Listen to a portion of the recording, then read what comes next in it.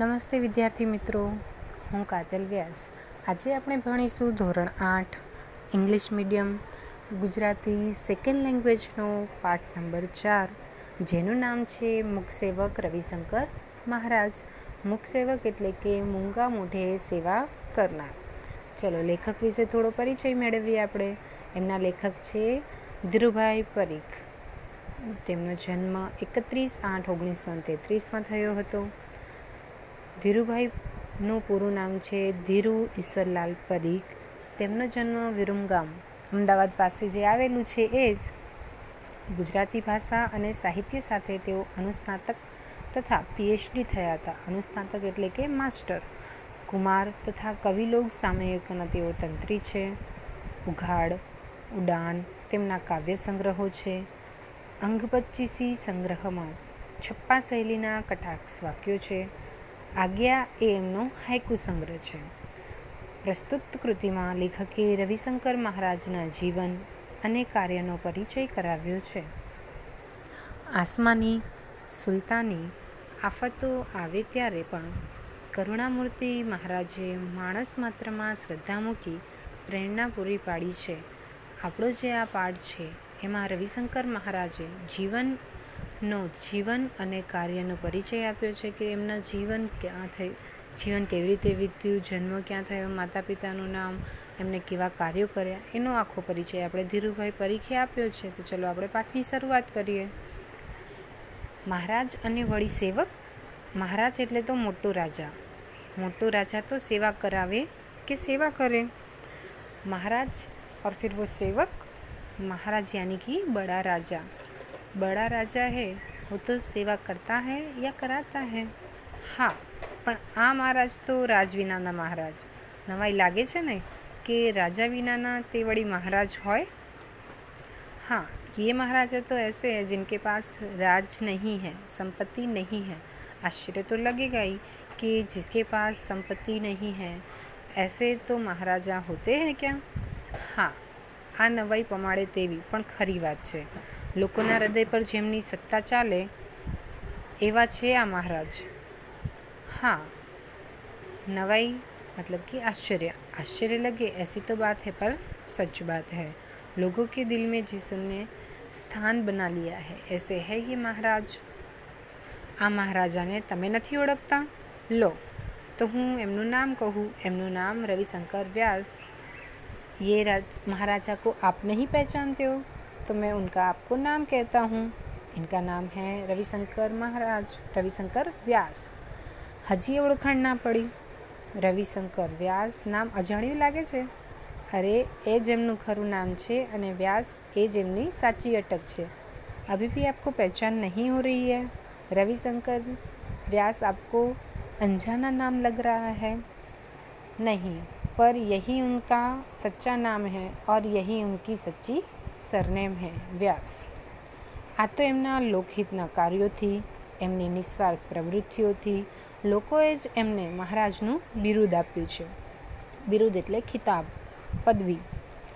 लोगों ने ही लोकहित के जो उन्होंने कार्य किए और निस्वार्थ प्रवृत्ति की, उससे ही लोगों ने उनको ये बिरुद, ये पदवी महाराज की दी है. आम ये महाराज तरीके प्रसिद्ध थया और इसी तरीके से वो महाराज के लिए प्रसिद्ध हुए. આ મહારાજ એટલે જ ગુજરાતના મુખસેવક રવિશંકર મહારાજ. લોકો એમને રવિશંકર દાદા પણ કહેતા. ये महाराज यानी कि गुजरात के मुखसेवक रविशंकर महाराज और लोग उनको रविशंकर दादा भी कहते थे. अब हम जानते हैं रविशंकर महाराज के बारे में थोड़ा, उनके जीवन के बारे में. રવિશંકર મહારાજનો જન્મ સંવંત 1940ના મહા મહિનાની વદ 14ના દિવસે એટલે કે મહાશિવરાત્રિના રોજ થયો હતો. અહીંયા કને 2 જન્મ તારીખ આપેલી છે, પણ 1940 વાળી જે જન્મ તારીખ છે એ ખોટી છે અને નીચેની જો મહાશિવરાત્રિ સાચું છે, પણ નીચેની જે બીજી લાઈન છે ઈસવીસન 1884ના ફેબ્રુઆરી મહિનાની 25મી તારીખે ખેડા જિલ્લાના રઢુ ગામે જન્મેલા રવિશંકર મહારાજના પિતાશ્રીનું નામ શિવરામભાઈ અને માતૃશ્રીનું નામ નાથીબા હતું. उनका जन्म फरवरी महीने की 25वीं तारीख मतलब 25 फरवरी को हुआ था। कहाँ पे? खेड़ा जिले के रढ़ू गांव में।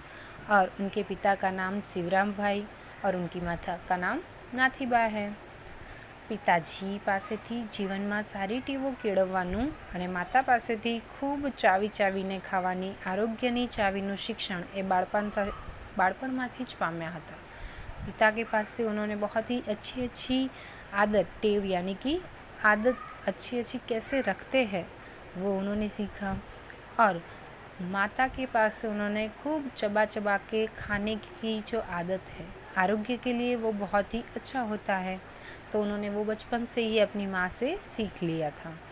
બાળપણથી જ એમનો સ્વભાવ સાહસિક અને નિડર હતો। દિન દુખી પ્રત્યેની લાગણીવાળું હૈયું પણ એમને બાળપણથી જ મળ્યું હતું। बचपन से उनका स्वभाव बहुत साहसिक और निडर था। कोई भी दुखी व्यक्ति उनको दिखे तो उनका जो हृदय है वो बहुत ही लागणी वाला हो जाता, इमोशनल हो जाता था। उनको देख के उन्हें भी दुख जैसा महसूस होता था, क्योंकि वो उनको बचपन से ही मिला था। बाळपणथी ज ए घरना नाना मोटा कामों में मदद करता था। बचपन से ही वो घर के जो छोटे बड़े काम होते थे उसमें मदद करते थे। खेतीનું प्रत्येक काम એ શીખી ગયા અને હોશથી એક કામમાં જોતરાઈ પણ જતા। જોતરાઈ જવું मतलब कि उसमें काम में लग जाना। खेती के हर एक जो काम होते थे वो सीख भी गए थे और वो बहुत ही होश यानी कि उत्साह से वो काम करने भी लगते थे। कोई पण कामમાં એમને શરમ સંકોચ અને નાનપ નહીં, નાનપ यानी कि छोटापन, कोई भी काम में उनको शर्म संकोच और छोटापन बिल्कुल भी नहीं था। नानू के मोटू कोई पण काम मने मन महिमावंतु मतलब कि गौरव वाला उनके लिए, चाहे छोटा हो या बड़ा हो, कोई भी काम उनके लिए गौरव वाला काम था कि कोई भी काम करो, कोई भी बुराई नहीं है, छोटापन नहीं है। मोटा थया पछी पण एमणे काम करवानी वृत्ति छोड़ी नहीं। हाँ, एमना कामनी दिशा बदलाई, बड़े हुए फिर भी उन्होंने जो काम करने की अपनी वृत्ति थी, इच्छा थी, वो कभी नहीं बदली, पर उनकी जो दिशा है वो बदल गई थी। अब महात्मा गांधीना परिचय में आव्या पछी एमणे अनेक कामों उपाड़ी लीधा। महात्मा गांधी के परिचय में जब वो आए तब उन्होंने अनेक मतलब कि बहुत सारे काम उन्होंने ले लिए थे। ये जे काम उपाड़े तेमां दिल देने जोड़ाई जाए। उपाड़े मतलब कि वो काम लेते थे, जो भी काम वो अपने हाथ में लेते थे वो दिल दे के फिर उसमें जुड़ जाते थे। महात्मा गांधीए तो कहेલું પણ ખરું, બસ મહારાજાની આ જ ખૂબી છે, તેમને જે કામ સોંપો તેમાં એ પોતાનો આત્મા રેડી દે અને તેથી જ એમનું કામ ઝળકે છે અને તેથી જ વધુ સારી અસર પડે છે। महात्मा गांधी उनके बारे में क्या कहते थे कि महाराज है उनकी यही आदत है, वो अच्छी है कि वो कोई भी काम उनको दे दो तो वो उसमें अपनी आत्मा से काम करते हैं। ऐसा नहीं कि उन्होंने काम दिया और मुझे करना है, पर वो मन लगा के काम करते थे, इसलिए उनका काम है वो चमक उठता था और उसमें अच्छी जो असर होती थी वो दिखाई देती थी। ગાંધીજી સાથેના પરિચય પછી એમણે ભારતની આઝાદીની લડતમાં ઝંપલાવ્યું। યજમાન વૃત્તિનો ધંધો છોડ્યો, વિલાયતી કપડાં છોડ્યા, ગામ घर બધું छोड़ी એ રાષ્ટ્રના કામમાં લાગી ગયા। गांधी जी के साथ जब वो परिचय में आए तो उन्होंने जो भारत की आज़ादी है उसमें उस काम में वो जुड़ गए। यजमान वृत्ति मतलब कि जो पंडित का काम होता है वो काम उन्होंने छोड़ दिया।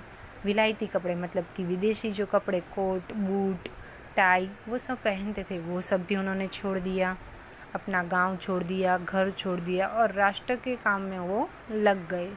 चरखो चलावी, खादीना वस्त्र पहरवा, सादું ખાવું પીવું અને સાદાઈથી રહેવું એ હવે એમનો જીવન મંત્ર બની ગયો હતો। જીવન મંત્ર એટલે કે जीवन का सिद्धांत। वो खादी के वस्त्र पहनते थे, हल्का सा सिंपल सा भोजन खाते थे और बहुत ही सिंपल तरीके से वो रहते थे। यही उनके जीवन का मंत्र सिद्धांत बन चुका था। धीमे धीमे राजकीय प्रवृत्तिने स्थाने लोक प्रवृत्ति ए एमना जीवનમાં प्रवेश કર્યો। પછી तो એ જ प्रवृत्ति मुख्य बनी गई। धीरे धीरे करके उन्होंने राजकीय प्रवृत्ति का स्थान छोड़ के उन्होंने लोक प्रवृत्ति का काम है उसमें अपने जीवन का प्रवेश किया। फिर तो वो काम ही उनके लिए, वो प्रवृत्ति ही मुख्य बन चुकी थी। લોક સેવાના ક્ષેત્રે એમણે પ્રથમ પ્રકરણ માંડેલા ઈસવીસન 1911માં વડોદરામાં શ્રી ફતેહસિંહ રાવ અનાથાશ્રમમાં 2-3 છોકરાઓને તેઓ દાખલ કરાવવા માટે ગયા હતા। प्रकरण मांडेला मतलब कि पहल की। लोक सेवा का जो क्षेत्र है उसमें उन्होंने पहल की और वडोदरा के जो फतेह सिंह राव अनाथ आश्रम है उसमें 2 या 3 बच्चों को वहाँ पे जाके उन्होंने रखा, दाखिल किया।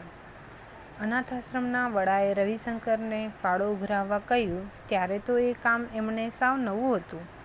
जब अनाथ आश्रम के जो मुख्य व्यक्ति थे, वहाँ के जो संचालक थे, उन्होंने जब रविशंकर महाराज को कुछ पैसे इकट्ठा करने के लिए कहा तब उनके लिए ये काम बिल्कुल नया था, क्योंकि उन्होंने वो ये पहले नहीं किया था। पण एमणे आ काम माथे उपाड़ी लीधुं। घेर घेर फरी एमणे ए आश्रम माटे ठीक ठीक रकम इकट्ठी करी। ये काम भी उन्होंने अपने सर ले लिया और घर घर जाके उन्होंने आश्रम के लिए जो रकम थी वो इकट्ठा की, पर वो थोड़ी थोड़ी ही हुई। त्यार पछी धीमे धीमे एमणे आवा ज कामों पोतानी जाते जोतरवा मांड्या। मतलब कि उसके बाद धीरे धीरे करके ऐसे जो काम होते थे, पैसे इकट्ठा करना, अनाथ आश्रम को देना, उसमें बच्चे को रखना, ये सारे जो काम है वो धीरे धीरे उसमें जुड़ गए। आगे का जो चैप्टर है वो मैं आपको पार्ट 2 में समझाऊंगी।